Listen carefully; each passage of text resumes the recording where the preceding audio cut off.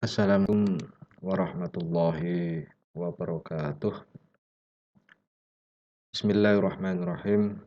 Alhamdulillahilladzi arsala rasuluhu bil huda wa dinil haqqi liyudhhirahu 'ala dini kullihi walau karihal musyrikun. Asyhadu an la ilaha illallah wahdahu la syarikalah wa asyhadu anna Muhammadan abduhu wa rasuluh. Allahumma shalli wa sallim wa barik ala sayyidina habibina wa syafi'ina wa qurrati a'yunina sayyidina wa maulana Muhammad wa ala alihi wa sahbihi wa man tabi'ahu bi ihsani ila yaumiddin. Amma ba'du. Bismillah. Mari kita mulai pelajaran kita pada pagi hari ini dengan membaca suratul Fatihah. Semoga nanti yang kita peroleh mendapatkan manfaat, mendapatkan berkah, mendapatkan hikmah yang dapat kita ambil, yang dapat kita petik dalam kehidupan kita sehari-hari. Ila hadziniyah wala syafaati Rasulillah wa ala mana salafus salih wa ala mana muassis hadhil madrasah syailahumul Fatihah.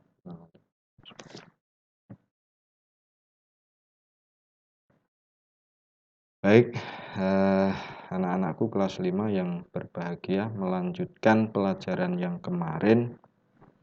Kemarin kita sudah belajar Al-Quran hadis. Sekarang kita belajar fikih. Silahkan nanti dibuka imteranya. Jadi masih sama, password dan akunnya itu masih sama dengan kelas 5. Cuma nanti kalau sudah masuk pada menu imtera, materinya sudah kelas 5. Silahkan nanti dicari, dibuka, kemudian masuk pada fikih kelas 5 semester 1. Kemudian diklik materi pelajaran 1. Baik, pada pelajaran fikih di kelas 5 semester 1 bab pertama kita akan belajar zakat. Kita akan belajar zakat, apa itu pengertian zakat, bagaimana hukum zakat, macam-macam zakat itu apa saja, caranya membayar seperti apa, dan hikmah adanya zakat itu seperti apa. Nanti akan kita pelajari pelan-pelan satu-satu, tapi syaratnya sebelum masuk sampean juga harus sudah membaca materi baik itu yang ada di imtera maupun yang ada di LKS yang sudah sampean pegang. Jadi itu fungsinya adalah sebagai kegiatan sampean di rumah. Sedangkan materi semacam ini itu adalah pemantapan agar sampean di samping membaca itu juga bisa memahami secara kompleks. Secara kompleks artinya butuh sedikit penjelasan yang mungkin ada ketika membaca itu kurang paham, maka penjelasan seperti inilah nanti yang akan memahamkan pemahaman sampean semua. Baik, pada ini peta konsep pelajaran kita, pelajaran zakat tadi sudah saya sampaikan. Nah, mengapa Pak kita kok zakat? Nah, oke, kita pelajari pelan-pelan. Zakat menurut bahasa itu berarti tumbuh, berkembang, bertambah, atau dapat pula berarti membersihkan atau mensucikan. Jadi zakat itu kan dari bahasa Arab, artinya itu tumbuh. Jadi sampai roh tanduran itu dari mulai kecil sampai besar, mundak besar, berkembang, sampean sing asline masih kecil itu, nah itulah menjadi besar, itu namanya tumbuh atau berkembang. Itu pengertian zakat menurut bahasa, atau bisa juga artinya membersihkan, mensucikan.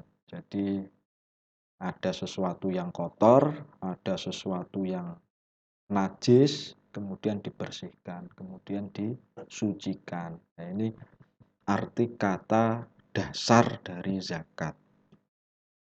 Nah, secara istilah, istilah itu berarti secara pengertian secara istilah. Jadi semantiknya ya. Zakat adalah kadar atau ukuran harta tertentu yang wajib dikeluarkan kepada orang yang membutuhkan atau yang berhak menerima. Nah, orang yang berhak menerima ini itu disebut mustahik. Disebut mustahik zakat. Jadi orang yang berhak menerima zakat. Jadi secara istilah zakat itu kadar atau ukuran dari harta kita. Harta berarti zakat itu kaitannya dengan harta benda. Harta benda yang kita miliki. Yang wajib dikeluarkan, berarti diberikan kepada orang lain. Nah, ini diberikan kepada orang lain. Ini kata dasar zakat. Ini kita masih membahas masalah zakat. Belum macam-macam zakat ya. Ini perlu dipahami, ini bukan yang kita bahas pada kali ini pengertian zakat ini bukan zakat fitrah, bukan zakat mal. Nanti ada pada macam-macamnya. Tapi zakat secara umum itu artinya semacam itu. Jadi nanti biasanya di soal itu ada pengertian. Jadi kadang yang kita ketahui itu adalah zakat fitrah. Padahal zakat itu nanti macam-macam. Zakat juga merupakan amal sosial. Jadi di samping kita itu beribadah kepada Allah secara vertikal, vertikal itu berarti hubungan kita kepada Allah, tapi Islam juga mengajarkan kita untuk beribadah secara sosial. Berarti beribadah secara sosial itu ya ibadah yang berhubungan dengan orang lain. Berarti bersinggungan langsung dengan masyarakat, dengan teman, dengan tetangga. Itu juga diatur. Itu juga merupakan ibadah yang wajib. Oke. Jadi kalau di kelas 4 kemarin puasa babnya itu kan hubungan kita dengan Allah. Kita nggak tahu kita puasa atau enggak, itu kan yang tahu hanya kita, orang lain tidak tahu. Tapi kalau zakat ini pasti diketahui orang lain, minimal orang yang menerima zakat kita itu pasti mengetahui. Oke, kita lanjut. Nah, selain istilah sedekah dan infak, ya, bagian ulama fikih mengatakan bahwa sedekah yang bersifat wajib itu dinamakan zakat. Ada yang mengatakan zakat itu ya sedekah, tapi sedekahnya itu hukumnya wajib, maka disebut zakat. Nanti ada bab tersendiri yang membahas masalah infak dan sedekah lanjutan. Nanti di bab 2 ada hukum zakat. Oke, ini hukum zakat. Hukum zakat, karena zakat itu merupakan salah satu bagian dari rukun Islam. Ya, rukun Islam yang keberapa? Satu atau dua? Hah? Oh, bukan. 3 ya. Nomor 3. Jadi setelah sholat itu zakat. Baru puasa. Ya, itu rukun Islam. Zakat merupakan bagian dari rukun Islam. Berarti sesuatu yang paling pokok, yang utama di Islam, ya, berarti yang unsur yang paling mendasar pada Islam untuk untuk menegakkan agama Islam, nah ini adalah di zakat. Karena ini bagian dari rukun Islam. Oke, hukum zakat adalah fardhu ain. Oke, berarti nek fardhu ain itu berkaitan dengan individu. Ya, individu atau setiap muslim yang telah memenuhi syarat tertentu. Jadi nanti ada syarat-syaratnya. Tidak semuanya wajib zakat. Ya ada. Karena apa? Zakat nanti akan kita kategorikan, akan kita bagi, akan kita pilih, akan kita klasifikasikan. Karena macam-macam ya zakat. Oke, itu zakat. Nah, memang dalam sejarah Islam, di awal-awal Islam, di dalam Al-Quran, memang hanya memerintahkan sedekah. Sedekah hukumnya sunnah kalau sedekah. Sampean memberi kepada orang yang membutuhkan, yaitu sunnah. Dilakukan mendapat pahala, apabila ditinggalkan ya tidak akan mendapat apa-apa. Tidak dosa ya tidak pahala. Itu zakat.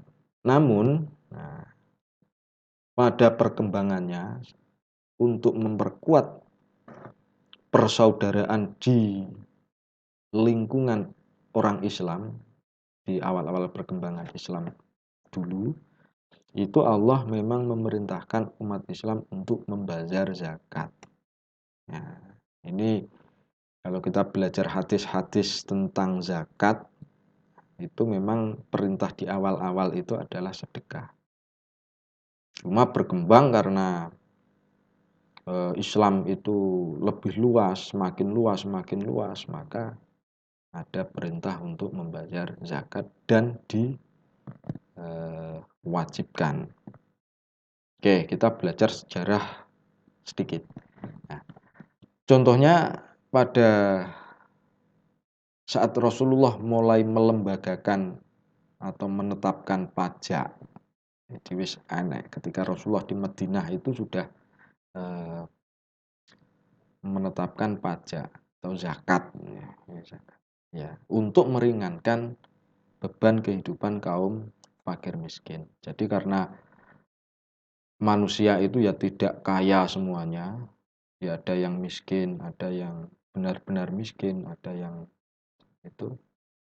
Untuk mengantisipasi ketimpangan sosial, ya Rasulullah pada saat itu memerintahkan untuk membazar zakat, mengambil sebagian harta untuk diberikan kepada orang yang berhak menerima, yaitu salah satunya adalah orang fakir miskin. Kemudian berkembang lagi pada Khalifah Abu Bakar As-Siddiq. Nah, ini mulai ada kelembagaan zakat yang dikumpulkan oleh pegawai. Jadi pemerintahan Islam pada saat Abu Bakar ini sudah mulai berkembang, sudah ada pemerintah. Berarti sudah ada pegawai yang khusus mengambil dan mendistribusikan zakat, mengambil dan membagikan zakat kepada orang-orang yang membutuhkan. Ini yang sekarang menginspirasi kita adanya salah satu lazis. Kalau di kita di NU itu ada Lazisnu, Lembaga Amil Zakat, Infak dan Sedekah Nahdlatul Ulama. Itu salah satu fungsinya adalah untuk mengambil dan membagi harta zakat dari orang-orang yang membayar zakat diberikan kepada orang-orang yang membutuhkan. Oke, itu sejarah sedikit tentang zakat sampai berkembang sampai sekarang. Ada, kalau sekarang di Indonesia ya ada Basnas, ada Lazismu, ada Lazisnu, ya banyak ya lembaga-lembaga yang mengurusi masalah zakat. Oke, nanti secara spesifik akan kita bahas. Nah, fungsi zakat. Fungsi itu berarti kan gunanya. Jadi setiap perintah yang diberikan oleh Allah kepada umat Islam itu pasti ada fungsinya. Jadi tidak ada ibadah apapun itu yang sia-sia, yang tidak ada manfaatnya untuk diri kita, itu sebenarnya tidak ada. Kalau kita pelajari apapun itu, mulai dari ya syahadat, sholat, puasa, zakat, haji, semua ibadah-ibadah itu pasti ada fungsinya yang secara langsung bisa kita rasakan, baik untuk diri kita atau untuk orang lain. Itu pasti ada. Nah, salah satu fungsi zakat adalah apa? Membersihkan harta kita. Jadi kita mendapatkan harta yang ada, yang kita miliki itu sebenarnya kalau menurut agama Islam itu masih kotor. Ya, untuk membersihkannya, karena mengapa kotor? Karena di dalam harta kita itu ada hak yang harus kita berikan kepada orang fakir miskin. Harus kita berikan kepada orang fakir miskin. Nih, ini sesuai dengan surat At-Taubah ayat 103 atau surat Az-Zariyat ayat 19. Jadi harta yang kita miliki itu sebagian memang ada hak yang harus kita berikan kepada orang fakir miskin. G. Itu pengertian dan fungsi zakat secara umum. Mari kita lanjut ke pelajaran yang kedua. Oke, nah, syarat zakat. Sekarang syarat zakat. Jadi syarat itu kan sesuatu yang harus dipenuhi sebelum kita melakukan sesuatu.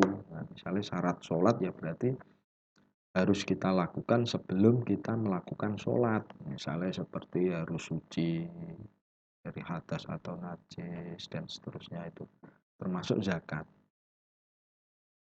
Dalam syarat zakat itu ada yang wajib. Jadi ada syarat wajib dan syarat sah. Syarat wajib. Jadi syarat wajib itu secara mutlak wajib pada manu. Syarat wajib itu maksudnya adalah ya harus terpenuhi syarat-syarat ini. Kalau tidak masuk kategori syarat wajib ini ya berarti tidak wajib mengeluarkan zakat. Syarat wajibnya salah satunya adalah merdeka. Merdeka itu maksudnya adalah orang bukan budak ya, bukan budak, tapi merdeka. Kalau sekarang nggak ada lah perbudakan, bukan merdeka dari penjajahan Belanda, itu bukan. Tapi merdeka dalam arti bahwa orang itu bukan budak. Tapi sekarang menurut hak asasi manusia sudah dilarang ada perbudakan. Yang kedua Islam. Jadi di luar orang yang beragama Islam itu tidak wajib untuk mengeluarkan zakat. Jadi kalau Islam itu ya wajib, tapi kalau saya punya tetangga non Muslim itu kok nggak pernah zakat, ya memang nggak wajib. Balik dan berakal. Nah ini nanti maksudnya Bapak saya belum balik Pak, berarti saya nggak wajib. Nah ini zakat secara umum ya, masih zakat secara umum. Maksudnya adalah anak kecil yang belum balik dan orang gila tidak wajib mengeluarkan zakat karena keduanya tidak terkena beban hukum syariat. Tuh. Nah, nanti kalau zakat fitrah nanti ada lanjutannya. Jadi jangan dipotong sepenggal-sepenggal. Nah, ini mengapa belajar agama itu harus ada penjelasan yang rinci ya seperti ini. Jadi membaca bagus karena literasi itu adalah sumber dari segala pengetahuan. Tapi koneksivitas, nah, maksudnya apa? Koneksivitas sampean gak paham. Nyantol nih pemahaman teks terhadap apa yang sampean pahami dari bacaan itu perlu bantuan penjelasan. Nah, ini perlu bantuan penjelasan. Ya salah satunya semacam ini. Jadi biar pemahaman kita itu bisa komprehensif. Komprehensif itu maksudnya ya menyeluruh. Tuh. Harta yang dikeluarkan adalah harta wajib dizakati. Nanti ada kita bahas satu-satu harta apa saja yang harus kita zakati. Pak, saya punya jagung, Pak, wajib dizakati atau wajib? Nanti ada ketentuannya. Harta yang dizakati telah mencapai nisab. Nah, mencapai nisab berarti kalau belum ada satu nisab, belum ada nisab ya berarti belum wajib untuk dizakati. Nisab itu adalah ukuran minimal tertentu, ukuran dari harta yang wajib dizakati. Berarti ada ketentuannya, enggak harus Pak saya punya uang 100 rupiah Pak, berarti zakatnya berapa? Ya, itu belum ada satu nisab. Nah, harta tersebut adalah milik penuh. Jadi milik kita, milik saya, bukan milik orang lain. Jadi milik kita nyewa tanah misalnya, itu kan bukan milik kita. Kepemilikan harta telah mencapai 1 tahun atau haul. Berarti batas waktu harta itu wajib dizakati. Berarti harus sudah kita pegang selama 1 tahun menurut penanggalan Komariah. Maksudnya bukan Januari, Februari, tapi ya mulai dari Suro, Sar, itu ya. Sar, Suro, Sawal. Haul adalah perputaran satu nisab dalam 12 bulan Komariah. Nah, ini maksudnya hitungannya itu jadi harus 1 tahun lah minimal. Lebih dari kebutuhan pokok. Jadi sudah lebih dari kebutuhan pokok. Jadi wis turah untuk memenuhi kebutuhan pokok kita. Kebutuhan pokok itu maksudnya ya makan, minum. Berarti segala sesuatu yang kalau tidak kita penuhi itu akan menjadikan kita mati misalnya. Itu kebutuhan pokok. Bebas dari hutang. Ya Pak, saya harta saya 1 miliar ya Pak. Tapi hutang saya 1 triliun. Wah ya beda nanti. Jadi bukan yang hartanya itu bukan harta utangan itu loh maksudnya. Bukan harta utangan. Apabila individu memiliki hutang yang bila dikonversi ke harta yang dizakatkan mengakibatkan tidak terpenuhinya nisab, maka ya tidak wajib bayar zakat. Misalkan nisabnya itu 1 juta, sampean punya harta 10 juta dalam 1 tahun misalnya. Wes. Tapi ya, sing 9.500.000 ki duwe utangan. Berarti hartanya sampean kan gur 500. Berarti tidak wajib zakat karena haulnya misalnya adalah 1 juta. Haul nisabnya itu 1 juta. Itu syarat wajib. Jadi kalau itu tidak terpenuhi, ya maka ya tidak wajib mengeluarkan zakat. Syarat sah zakat.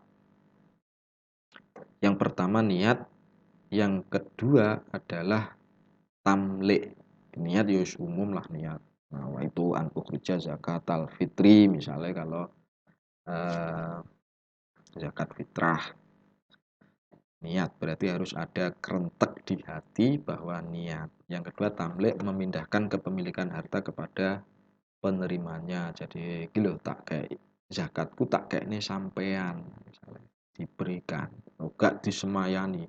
Tak kayak zakat ya tapi ya somben lah 2 tahun kas. Nah, itu kan belum ada keperpindahan. Berarti harus ada serah terima kepada mustahik atau penerima zakat.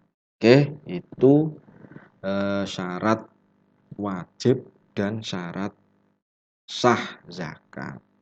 Sedangkan macam-macam zakat akan kita kaji pada pertemuan berikutnya. Oke, itu saja.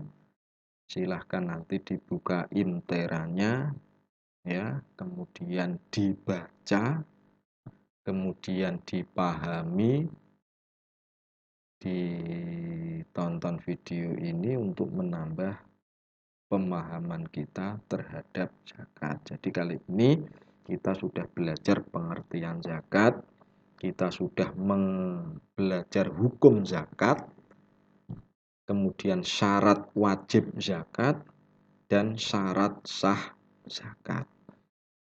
Besok, minggu depan, pelajaran fikih kita akan belajar macam-macam zakat. Baik, adik-adikku, anak-anakku semuanya kelas 5 yang berbahagia. Semoga pertemuan pada hari ini ada manfaatnya, ada hikmahnya, ada berkahnya. Dengan keterbatasan daring, ya, tentunya ya tidak bisa semaksimal sebagaimana kita tatap muka. Oke, itu saja yang dapat saya sampaikan. Mohon maaf atas segala kekurangannya. Wallahu muwaffiq ila aqwamit thoriq. Assalamualaikum warahmatullahi wabarakatuh.